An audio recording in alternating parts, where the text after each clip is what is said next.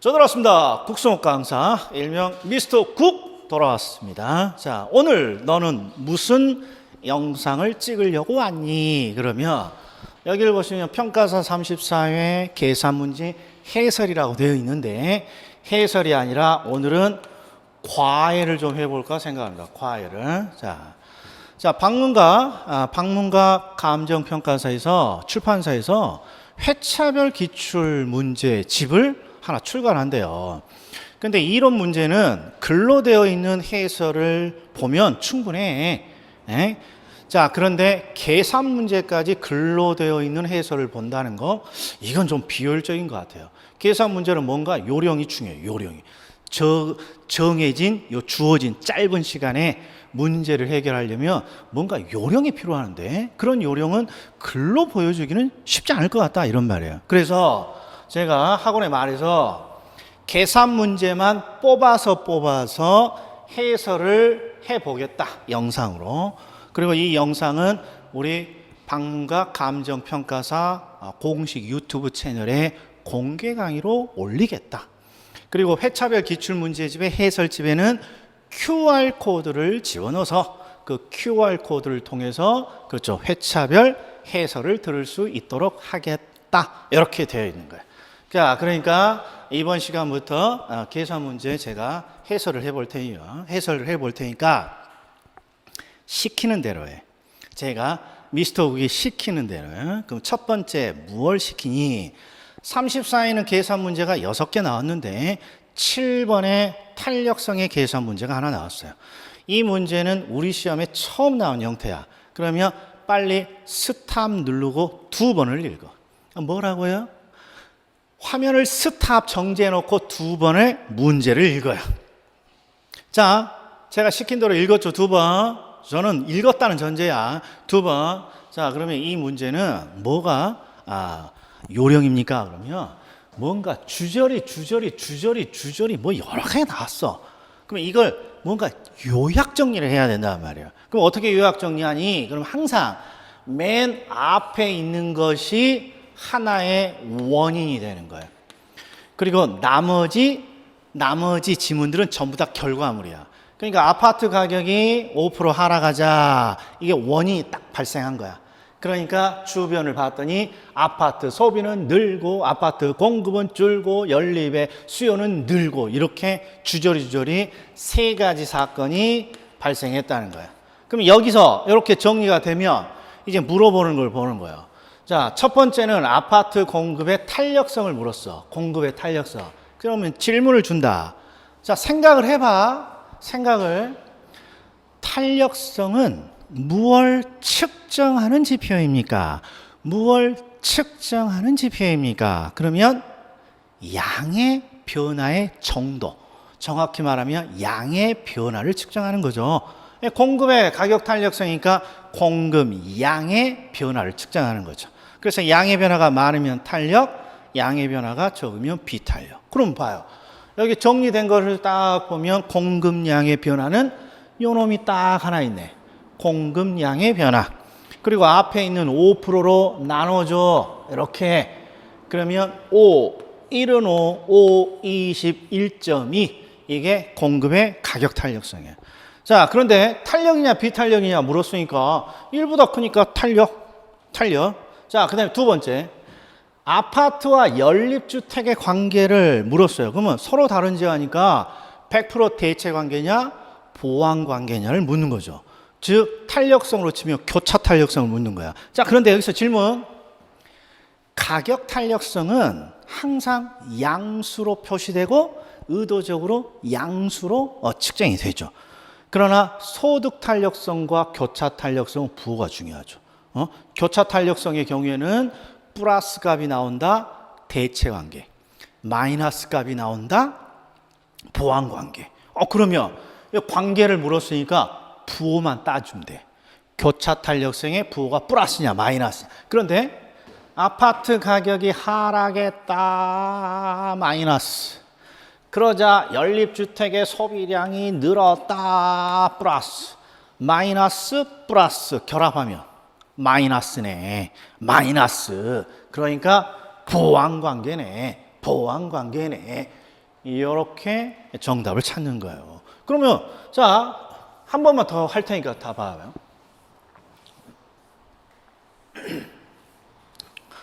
자, 뭔가 여러 가지를 줬지만 이게 원인이라는 거, 이게 원인, 가격이 원인, 아파트 가격이 변했던 원인.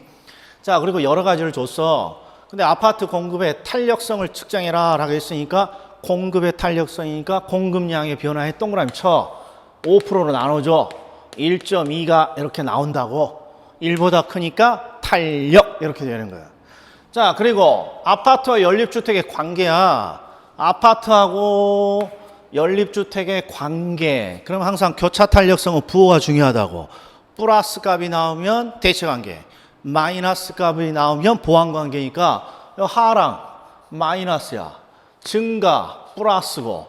그러면 마이너스 플러스 결합하면 마이너스 값이 나오지. 그러니까 당연히 보완관계겠군요. 이렇게 시험장에서는 실제 푸는 거예요. 자, 됐다. 됐다.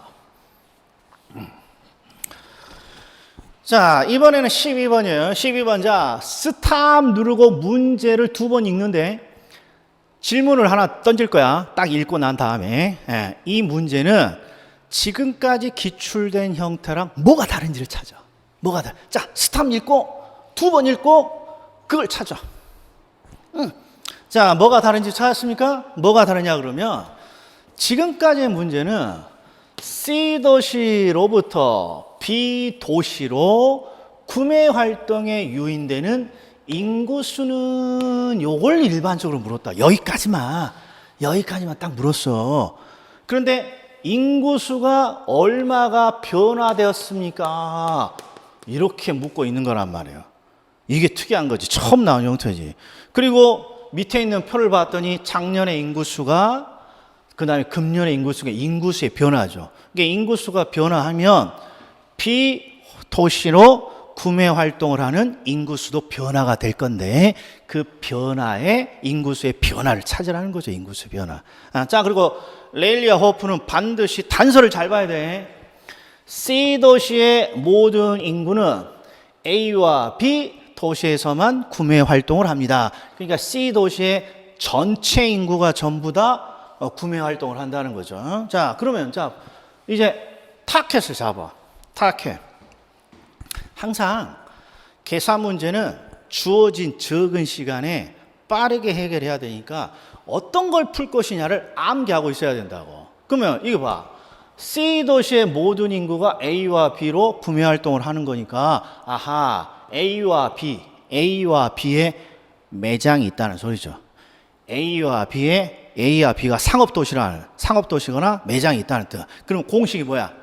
일단 레일리의 소매인력 법칙이니까 유인력 공식. 크기를 거리의 제곱으로 나눈 값.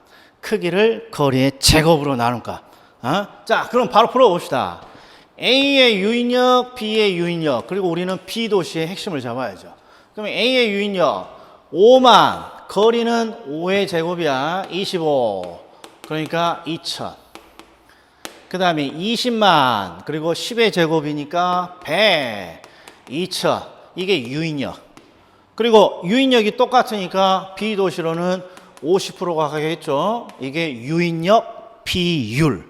그러니까 유인력을 찾고 유인력 비율을 찾아야 된다고. 자, 이거 한번 다시 봅시다. 이번에는 인구수가 변화됐어. 그런데 이거 인구가 여기는 고정이잖아요. 그러니까 그냥 2,000이야, 유인력. 그러면 30만이니까 30만 나누기 10의 제곱 100. 그러면 3,000. 자, 그러면 유인력 비율을 어떻게 구해?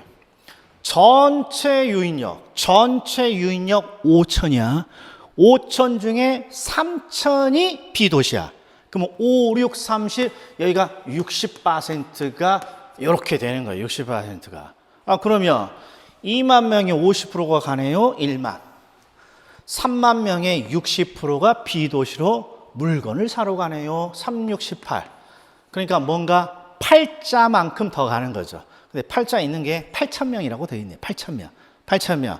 그러니까 인구의 변화로 8,000명의 고객 수가 늘었습니다. 이렇게 해줘야 되는 거죠. 이렇게. 그러니까 이 레일리와 호프는 항상 어느 매장의 유인력을 찾고 어느 매장의 유인력 비율을 구할 것이냐 이런 게 빨리빨리 돼야 된다고. 여기는 A와 B 유인력을 구하고 B 도시의 유인력 비율을 구해내면 쉽게 문제가 풀리는 거죠. 자, 그 다음에 15번. 자, 스탑하고 얘는 한 번만 읽어. 왜? 그렇게 논점이 없어요. 한 번만 읽어. 한 번만. 자, 읽었다. 자, 여기는 순영업 소득을 찾으라는 거예요. 그러면 순영업 소득은 유효총소득에서 뭘 뺀 거예요? 영업 경비를 뺀 게 순영업 소득인데, 아유, 땡큐. 출제자가 뭘 줬어? 유효총소득을 줘버렸어요. 그러면 나머지에서 내가 뭘 찾으라는 거예요? 나머지에서. 그렇죠. 영업 경비를 찾아서 영업 경비를 계산하고 영업 경비를 차감해서 순영업 소득 계산해라 라는 거야. 그러니까 여기 문제는 계산 문제라기보다는 영업 경비 항목이냐 영업 경비 항목이 아니냐 그거 찾으라는 거야. 자, 그럼 잘 봐. 처음부터 보지 말고 이미 한번 읽었다고 전제하니까 영업 경비가 될 수 없는 놈이 일단 눈에 탁 보여. 원리금 상환액, 다른 말로 부채 서비스액은 별도로 추계하는 거죠. 그 다음에 또 공실대손 별도로 추계하고, 그 다음에 영업소득세 또는 사업소득세, 영업소득세 이건 경비가 될 수 없는 거죠. 자, 그리고 이제 나머지에서 봅시다. 이놈이 문제, 이놈. 이 문제는 자, 우리가 일반 회계, 기업 회계에서는 감가상각비가 경비로 빠지는 경우가 있죠. 경비로 빠지죠. 근데 부동산 투자 현금 흐름 분석에서는 감가상각비는 경비에서 빠지는 거라고. 경비에서.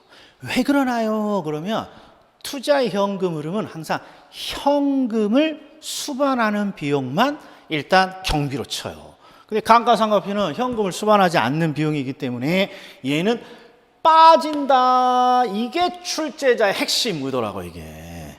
그럼 경비 항목이 직원 인건비, 그 다음에 수도 광열비는 전기, 수도, 가스, 그 다음에 용역비, 이게 무슨 용역인지는 모르겠지만 누군가를 고용해서 그렇죠, 뭔가 수선이나 유지를 했겠죠. 그 다음에 수선 유지비, 재산세 이렇게 5가지가 영업경비 항목이에요. 이거 합치면 1억 8,200만 원. 그래서 유효총소득에서 빼면 순영업소득이 이렇게 되는 거예요. 그러니까 여기 핵심은 뭐였다?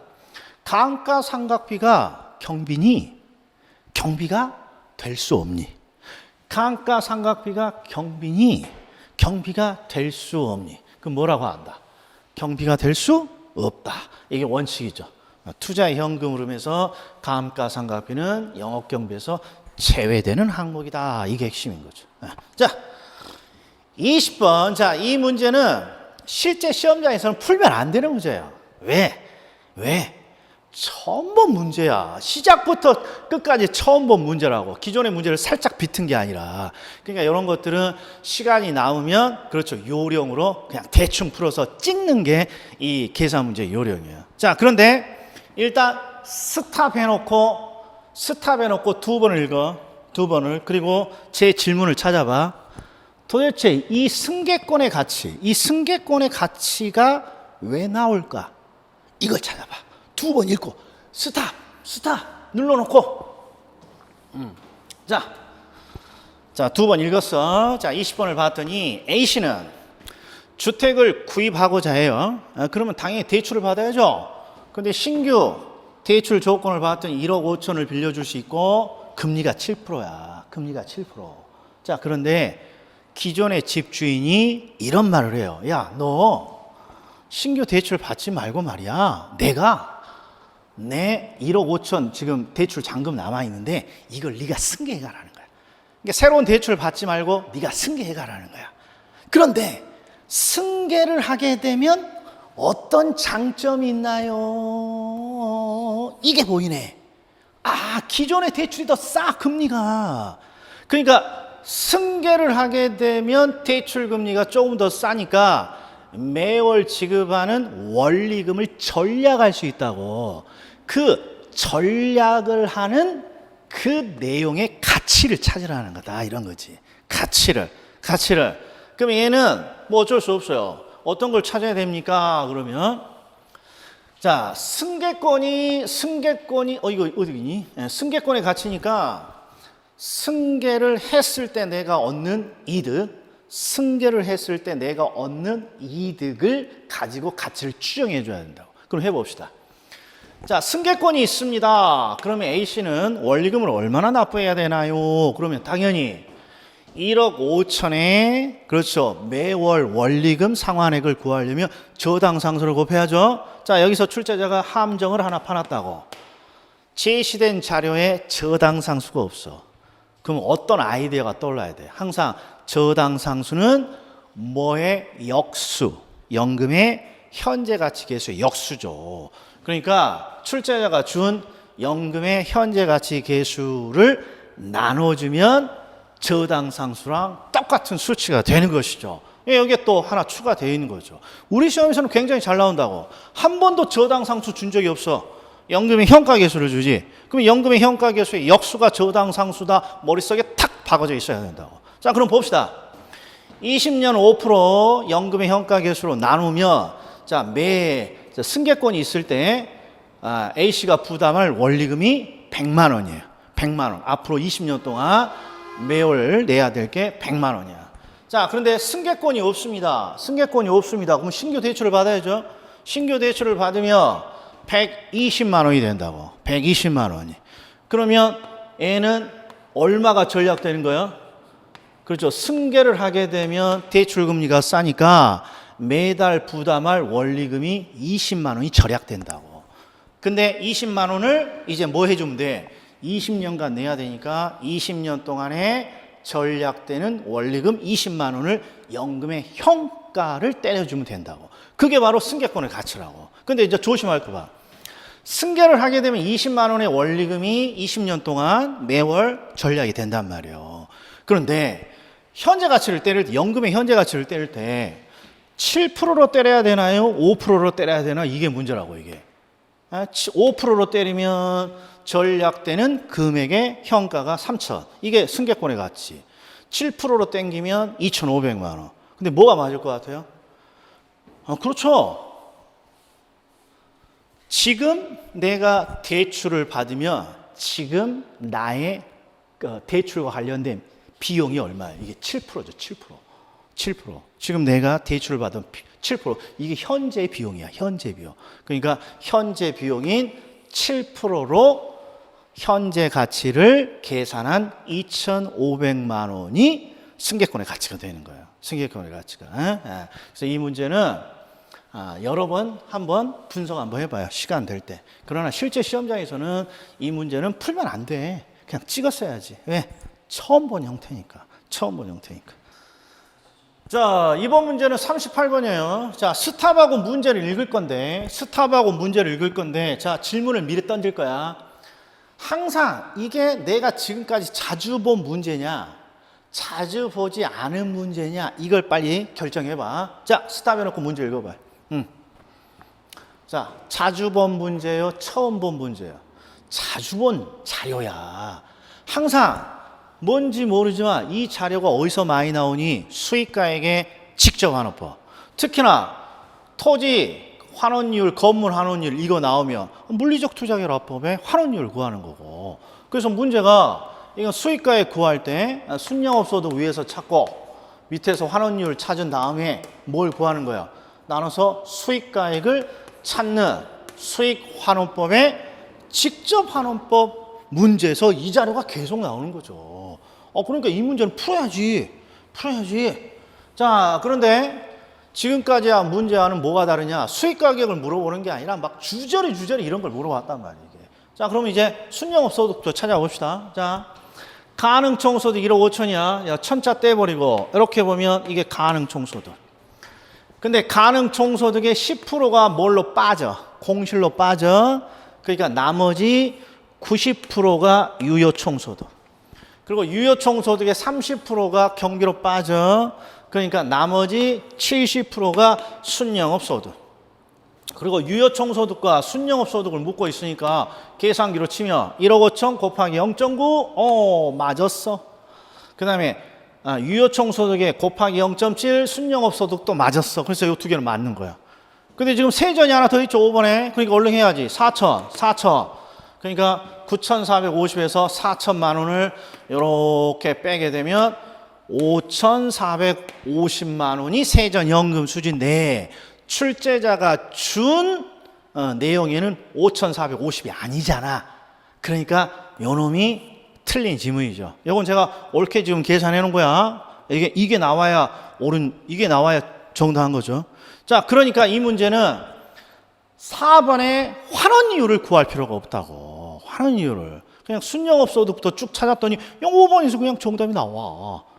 그러니까 이 문제가 그렇게 운이 안 좋은 문제는 아니었다는 거죠. 자, 만약에 환원이율을 구하라 그러면 어떻게 줘요? 환원이율. 물리적 투자결합법이니까 자, 3%에 40, 3, 4, 12, 1.2, 5%에 60%, 5, 6, 3, 4.2% 이렇게 발라놔야지. 4.2%. 자, 이런 거 계산기 치는 사람 있어 없어? 시험장에서 그렇게 하면 안 되죠. 이게 항상 자주 나오는 문제는 자주 연습해야지. 토지 환원율이 3%입니다. 3%가 40% 들어가는 거니까 3, 4, 12, 1.2%. 건물의 환원율이 5%예요.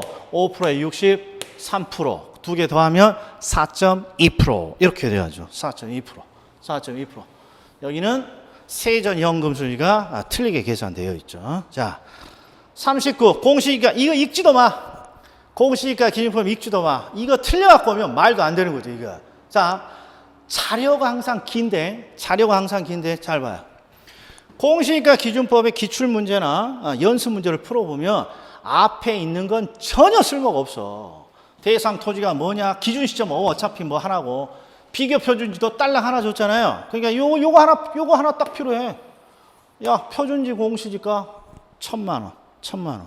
그리고 해석하지 말고 표준지 공시지가 1,000만 원 이렇게 딱 찾았어. 그리고 나머지는 뭐만 봐.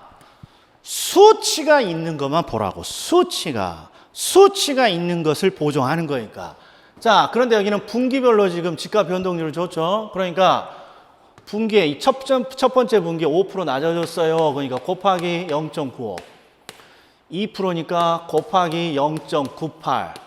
이런 거 볼 필요 없지. 수치 없으니까. 4% 열세 곱하기 0.96. 5% 우세 곱하기 1.05. 20% 증액 곱하기 1.2. 그냥 1,000만 원에다가 이거 다 곱하면 되는 거지. 그럼 정답은 4번. 4번. 공시지가 기준법은 그냥 맞춰달라는 거야. 그래서 다른 거 여러 가지 쓰지 말고 표준지 공시지가 찾고 뭐만 찾아. 수치가 있는 것만 확인해. 수치 이런 거 안 읽어도 되잖아. 수치 없고. 이건 뭐야? 획지 조건인지 뭔지 내가 알 게 뭐 있어? 4% 열세니까 0.96, 1.05, 1.2 이렇게만 해주면 되는 거죠. 이렇게만. 자, 그러면 뭐가 끝난다? 33회 기출해석이 끝난다라는 거야. 이제 앞으로 이런 식으로 회차별로 계속해서 올려드리겠습니다. 자, 여기까지였습니다.